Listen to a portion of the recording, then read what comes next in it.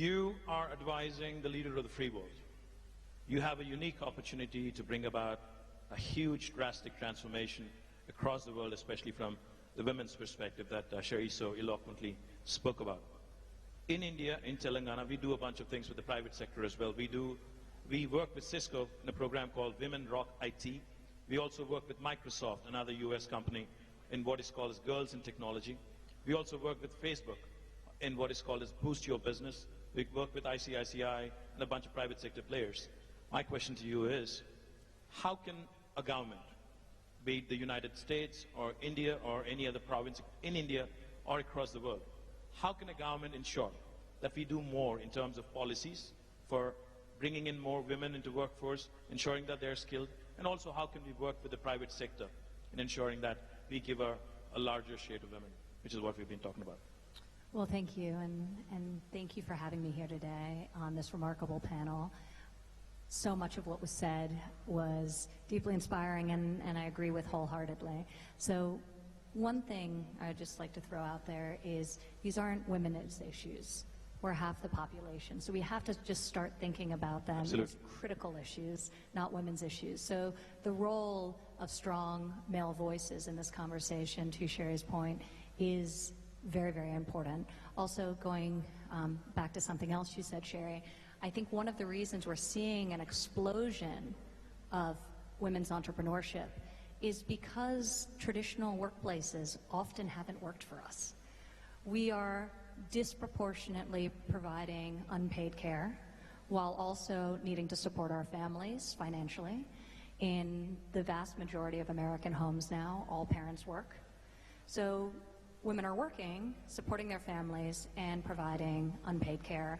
And often, and you know, after years and years, generations, these cultural, social work institutions were not set up with the assumption that there would be two parents in the workforce. So we just have to fundamentally change things. It's starting to happen in the corporate world, albeit typically at larger companies, not smaller companies. It's a lot harder in terms of flexibility. Traditionally for people in tech and in finance, making more money, not for women working at the lower income end of the spectrum. So I think that's where government policy comes in, and we need to start thinking about ways to support the modern workforce and the modern reality of dual income households. I think technology is a great driver of entrepreneurship because a lot of women are leaving and saying this doesn't work for me, and it's emboldening them to go out on their own. Technology is reducing barriers to starting new businesses. It's creating flexibility around schedule. So you can work just as many hours or more, but maybe you work some of them after you've put your child to sleep from your living room or from your kitchen table. So I think technology offers tremendous opportunities to women and women entrepreneurs, and we're seeing that in terms of the explosive global growth and domestic growth we're experiencing in the United States. But going back to public policy, I think it's incredibly important we have policies that support the modern working family. You see in tax reform the expansion, the vast expansion of the child tax credit, recognizing the massive investment parents make into their families at a time when wages have stagnated for so long, and working parents really need relief. The child independent care tax credit, tackling the cost of childcare and the fact that it's not only inaccessible in large portions of the country, particularly in rural America, but the cost is enormous to many American parents, and they're unable to afford to provide high-quality childcare. So that's another issue we're addressing. So you see some of that agenda coming to life through components of tax reform, and coming into the new year, you will hopefully see it in a national paid family leave program that we're working hard to build coalitions of support for. The president included it for the first time ever in his budget this year, paid family leave, maternity, paternity, adoption, and I'm very encouraged by that step, and we'll be working with Congress to try and pass what is a long overdue policy. So that's where you have public policy and many other things we're doing.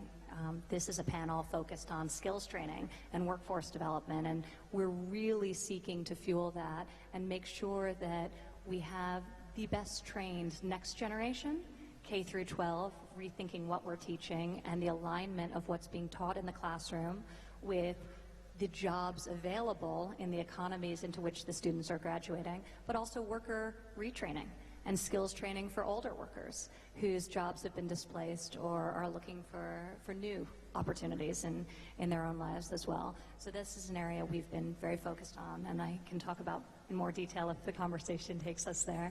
But you'd mentioned the private sector, and I can't say how important this is. I mean, it's really all innovation comes from the private sector. That's where it starts, that's where it originates. And government, and thank you to all of you out there and you incredible entrepreneurs who are taking some of the world's greatest challenges and obstacles, whether it's humanitarian aids or just providing a service better or reinventing or inventing a new idea. So it's incredibly exciting what you're doing, but government's role is to help fuel that, to eliminate barriers, to create an environment in which you can really accomplish your dreams and your goals, and we're seeking to do that domestically, and very excited about the work we're doing internationally to create opportunities for entrepreneurs and women entrepreneurs, especially in the developing world. Fabulous. In fact, let me compliment the Trump administration on, as you said, as you put it, long overdue, policy reforms which are in the offing now, and I do hope Congress passes it, and I do hope the Trump administration actually has a huge victory, especially in this very, very important sector.